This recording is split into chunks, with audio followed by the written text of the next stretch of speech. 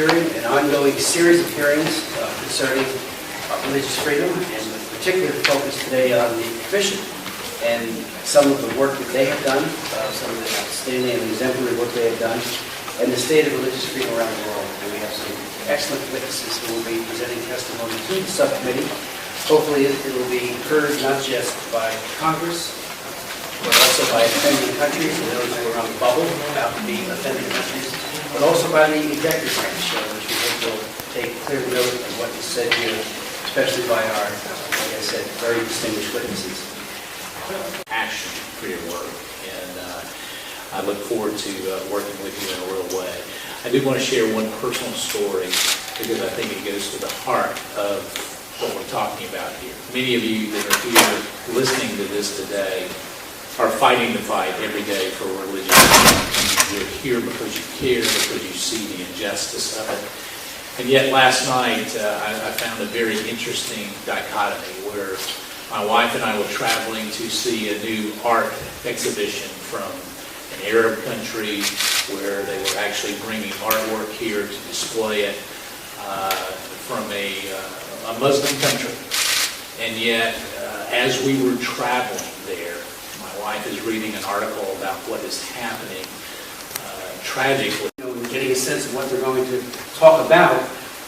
All human rights in general have deteriorated significantly since Tiananmen Square, but on religious freedom, whether it be the Falun Gong, a wholesale effort to eradicate the church.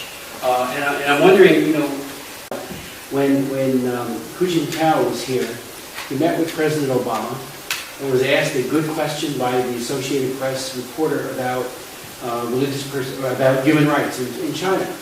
And the Hu Jintao had a little bit of problems with hearing the question or something, it seemed as bogus as a $3 bill. And President Obama stepped in and said, well, they have a different culture and a different political system. And as if to excuse, the people of China know, understand, and have paid with their blood, particularly at Tiananmen Square, and all the other dissidents who have languished and suffered in prison, including yourself, understand what freedom is and want it desperately. The Washington Post did a scathing editorial when President Obama said this, and the headline was, Obama defends who? It was President Hu, of course, on rights. And it was one of the most telling editorials, I think, of recent years, to take him to task on that. What is the feeling of the believers? Yes, the persecution, as I just mentioned, it is intensifying, and especially after President Xi Jinping took power, it seems the real hardlining policy is in place. Not only really the religious persecution has increased dramatically, but across the board in other human rights fundamental freedoms like the freedom of press. 70-year-old China's very well-known journalist Ms. Gao Yu was also arrested and being humiliated, even put on the CCTV for admitting leaking national secret, and in fact just release the Communist Party's secrets to crack down the basic human rights. And of course the rule of law has been also seriously degraded. We have, of course, read and documented a number of lawyers were being detained and abused, and just last month, 4 lawyers, including lawyer Zhang Tianying, who testified before your committee twice in 2009 for rule of law and forced abortion issue. And he and 3 other fellow lawyers last month visited Black Jail to represent several several Falun Gong practitioners who were in that Black Jail. They were all just brutally tortured and the 4 lawyers altogether, combined together, there over 20 ribs were broken because of the repeated torture.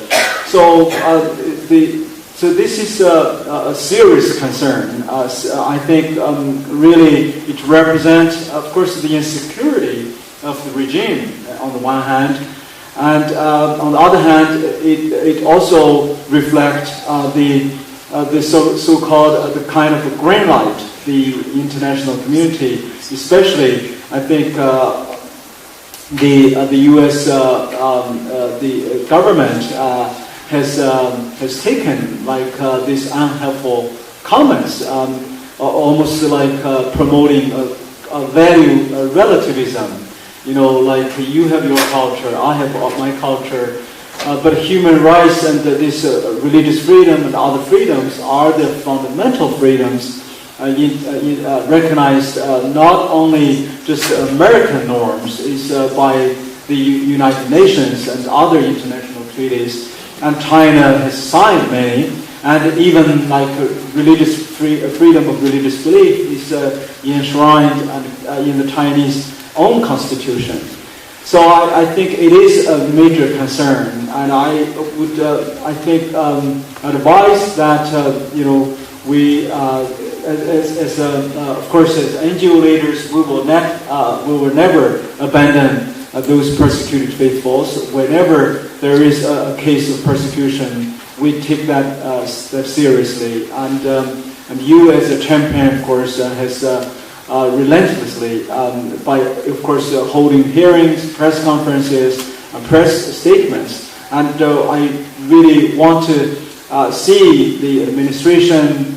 It's not only just the State Department ask the embassy raise a case issue. I think from the Secretary of State to the President should really take this seriously and make just public statements. I think the regime will take that as a serious reminder that American and the freedom-loving international community don't care about them.